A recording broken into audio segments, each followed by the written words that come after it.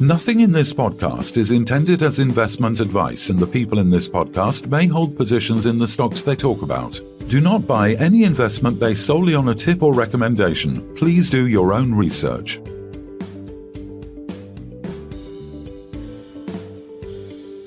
So, welcome to the Midweek Takeaway. Today we're joined by Ben Clube, CEO of EnergyPathways PLC, to discuss the company's groundbreaking move into clean hydrogen production. EnergyPathways has just signed a major Memorandum of Understanding with Hazer Group Ltd to deploy its cutting-edge methane pyrolysis technology. That's why I don't do these reading out, because I can't read. Marking a bold step toward decarbonising the UK's energy supply.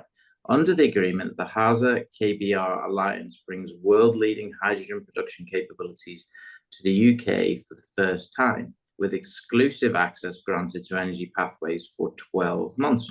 So, Ben, tell us more. Yeah, look, this is great to be here. Yes, so this is a groundbreaking deal for the company and for the UK, in that we're bringing forward the deployment of technology that enables the company to produce clean hydrogen at scale in the UK. We're targeting a development project here for clean hydrogen production of 20,000 tonnes per annum, which is equivalent to 90 megawatts of production facility as the kickoff. And what we're doing with that is effectively providing a decarbonisation pathway for the UK's undeveloped gas resources. So the methane's converted through this pyrolysis technology to manufacture hydrogen. And so the scale of this project with 90 megawatts, that's approximately 3 times the largest project awarded in the hydrogen allocation round, the first hydrogen allocation round. So that gives you a sense of how significant this project is for the UK's energy transition. Very good. So do you see that there's potential then for government grants in terms of this new project? Yeah, so under the hydrogen allocation round government support arrangements, this particular technology, like electrolysis, is a qualifying technology for hydrogen allocation round financial support from the government. Very good. Well, I guess, the key question is, obviously it was already a very attractive project, but what is it about this MOU for the clean hydrogen development that pushes the EPP story ahead and potentially makes it easier to get hold of that license we're looking for? Yeah, so this is a bolt-on development to the underlying mesh integrated energy storage project, and it's that connectivity or integration which is a real enabler for this. So we can deploy natural gas resources stored in the mesh storage facility and also gas directly from grid to produce hydrogen. So what we can do is utilize the storage facility to access lower cost gas resources, to then utilize that for processing to manufacture hydrogen at scale. The other added benefit of this deployment of their technology associated with the mesh energy storage project is that the gas resources of the East Irish Sea are nitrogen rich. And in the production of those gas resources in the East Irish Sea, we will be generating or producing separating out nitrogen from the methane, and that then can be readily combined with the hydrogen being produced through the pyrolysis unit. This is where KBR comes in, because KBR are the biggest developers of ammonia globally, and that licensing arrangement is highly beneficial for us to then proceed with manufacturing clean ammonia. So a country-leading clean ammonia production facility is what we'll be developing. And according to our analysis, it's going to be very cost competitive relative to imported grey ammonia or high emission ammonia. Well, KBR is a $6 billion NYSE listed stock, so people in the sector will know it. But I think it's quite interesting, obviously, when you're talking about, the nitrogen and the way we could use this, produce ammonia. Nitrogen was always, I guess, for critics of this project, the hydrogen nitrogen in the gas mix potentially problematic. Now it's a bonus almost, which is fantastic. The idea that also, we're going to get graphite out of this as well, which is an essential mineral. And both of those under, I believe, fairly high kind of tariffs, kind of difficult to get into the UK, and both kind of critical for farming and also for manufacture. But then I guess the other thing that's overlooked, these new developments, we now satisfy the Scope 3 emissions requirements from the government. That again, that also makes the award of the license easier. Is that right? Yeah, that's right. So a few weeks ago, DESNZ issued guidance on in relation to Scope 3 emissions with respect to North Sea oil and gas development. And look, in brief, in that guidance, it outlined the assumption is considered that one is combusting any methane produced from the UK North Sea, unless you can demonstrate clear line of sight to the methane being mitigated from issuing Scope 3 emissions. We can clearly demonstrate that with this technology in that the methane will not be combusted. It will be cracked into manufacturing hydrogen. And so we can demonstrate essentially a 100% Scope 3 mitigation decarbonisation solution for the UK undeveloped gas resources. Exciting. Yeah, exciting times, exciting times. And I suppose the other added benefit to that is that we've got exclusivity rights for this technology. I was going to say 12 months. Within the UK, initially for a period of 1 year. And so with this technology being such a valuable technology for the UK energy environment and for undeveloped gas resources, we think that gives us a strong position within the UK generally. Yeah, okay. So when we're talking about implementing this hydrogen facility into MESH, the bolt-on, I mean, talking about this could be, I'll quote you directly, the lowest cost clean hydrogen production in the UK. Is it simply because it's a bolt-on, so the capex, the opex is just going to be lower? Or why specifically do you think it will be cheaper than the various other projects out there? Well, there's a number of factors that come into play, but as you pointed out, the integration cost efficiencies are a factor. The technology, if you're comparing this technology approach to manufacturing hydrogen relative to green hydrogen, it's going to be clearly orders of magnitude cheaper because the energy requirements or the power requirements for electrolysis are orders of magnitude greater. So our energy cost or energy requirement is much lower. And so with that, we think we're in the order of magnitude of manufacturing hydrogen at a cost, a levelized cost of energy in the order of about a quarter of green electrolysis hydrogen. But the hydrogen allocation round one was £90 million in capital grant support through the Net Zero Hydrogen Fund and over £2 billion of revenue support. That was just round one. In terms of potential financial inputs, what would you be hoping for given the size of MESH? Or is that something you can't disclose yet?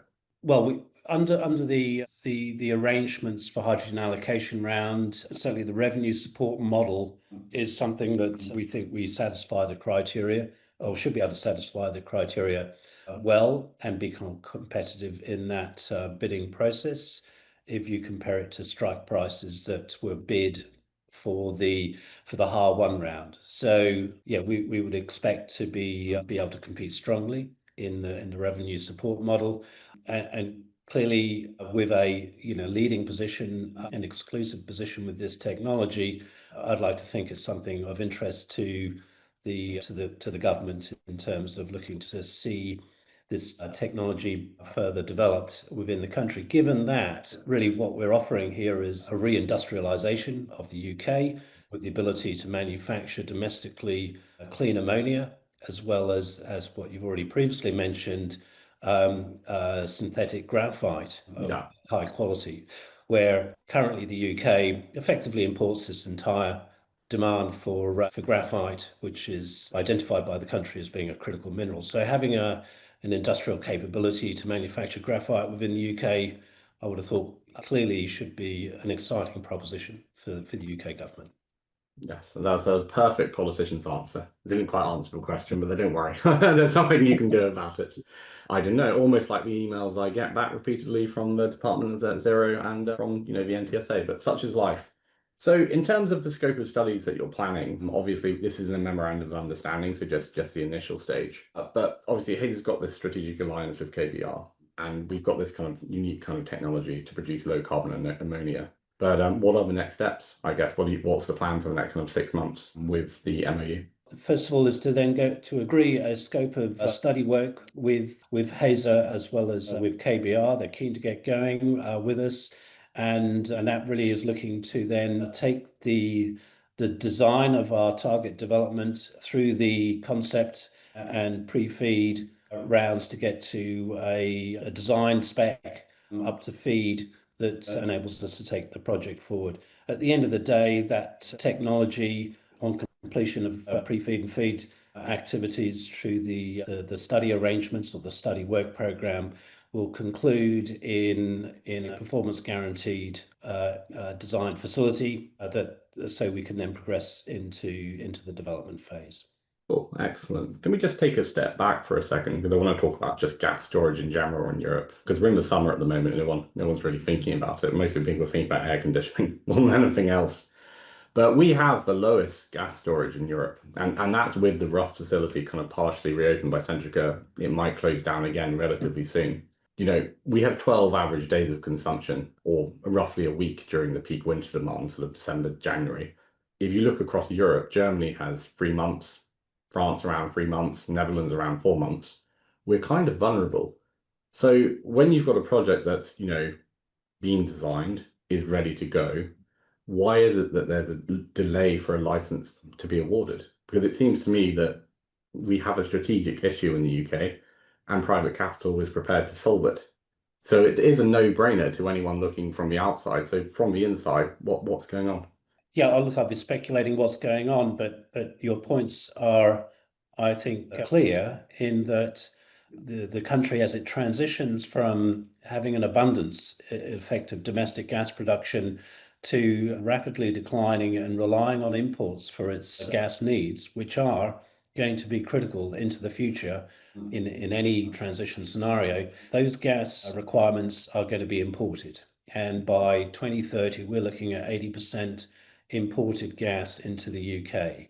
And so having security of that supply is going to be critical for the UK's energy independence, energy security, especially in a globally unstable world that the country is increasingly living within. So gas storage, to my mind, is absolutely essential for the country's energy security. As you pointed out, the UK has effectively one of the lowest capabilities of gas storage, and other countries take the view that energy security is key for its energy independence and national security.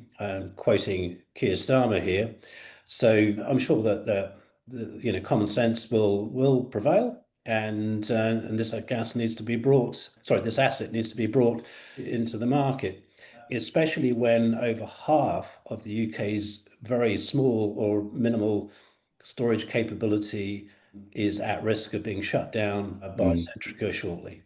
Well, I mean, to put that into perspective, the Rough field, I think it's got around 500 million firms of storage. Mesh, you're planning for 600 million, but then Knox and Lowry, later on, you could boost it to 1.8 billion firms. So, it could be a continental leader in terms of energy storage capacity, which sounds ridiculous for the market capitalization of a company. But when you actually look at the science behind it, it's doable. You can do it. I mean, you were talking about, the political incentives. You've got the clean energy mission, which is, the drive to deliver a carbonised power system by 2030. You've got UK statutory obligations under the Climate Change Act of 2008 and the carbon budgets.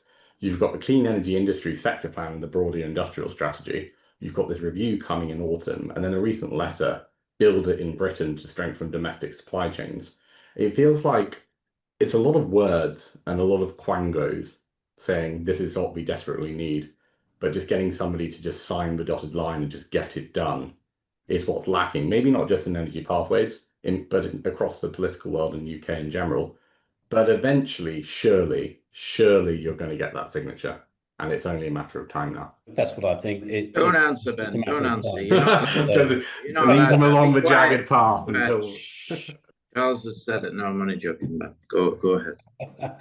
Yeah, look, I think it's plain that the sense of, from a national perspective, of this development is clear, and it delivers on the country's clean energy ambitions, energy transition ambitions, energy security ambitions, and re-industrialisation ambitions. So for all the points you've made, it's just a matter of time. And look, we're just keen to get going and bring this asset to the benefit of the nation, to the consumers, and to the environment. The thing that gets me is that if we don't have the storage, UK is going to be paying for them to switch off the wind farms. Well, we already are.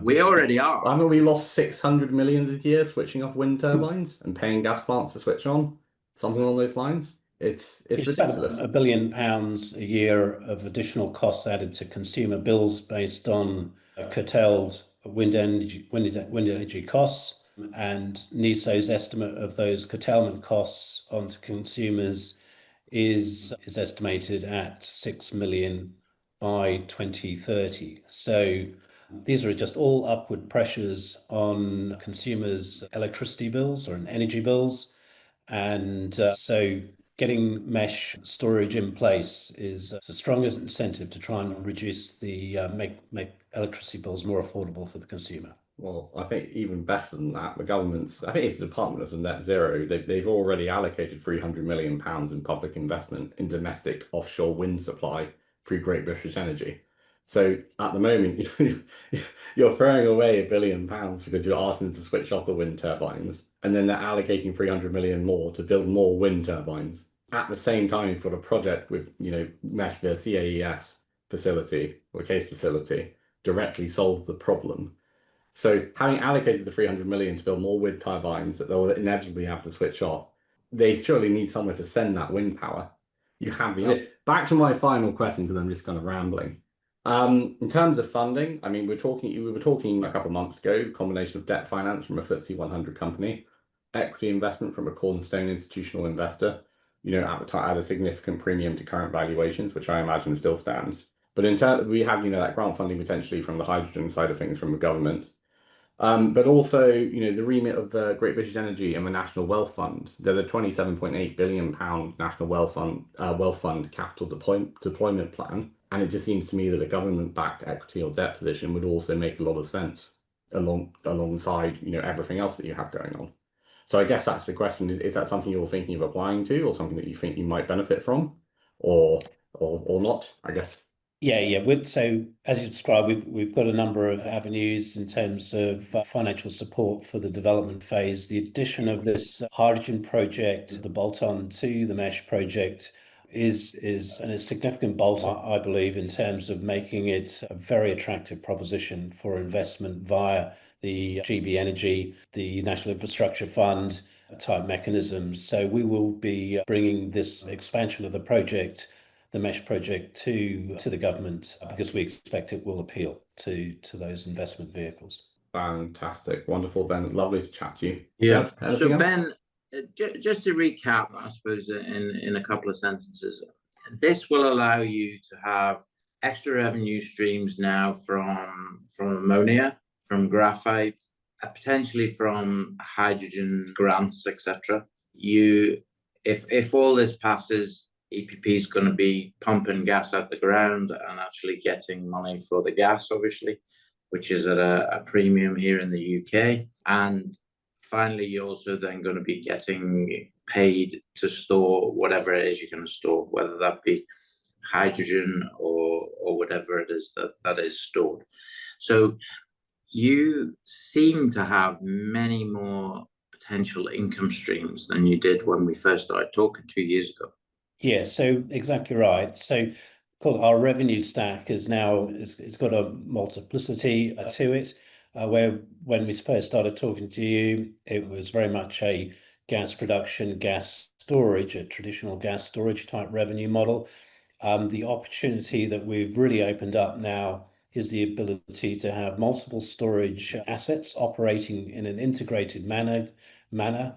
That creates revenue streams in the electricity market, the gas storage market, the hydrogen market, as well as these high-end value products such as graphite and clean ammonia. And with those storage assets all sitting right next to each other, the ability to essentially play arbitrage and play the increasing volatility in the energy market in the UK is something that with our flexible system we can exploit. Yeah, I can see that. I mean, the potential revenue, not only streams, but amounts, has significantly increased in the last couple of years. Absolutely, yeah. Okay, Ben, well, we look forward to speaking to you shortly as all of these things progress. And you never know, the government might just send you an email saying, here's your license. And let's hope that happens sooner rather than later. Excellent. Thanks very much. This podcast was brought to you by Roast PR Limited. If you would like to appear on a future episode of The Sunday Roast, please email admin@thesundayroast.net.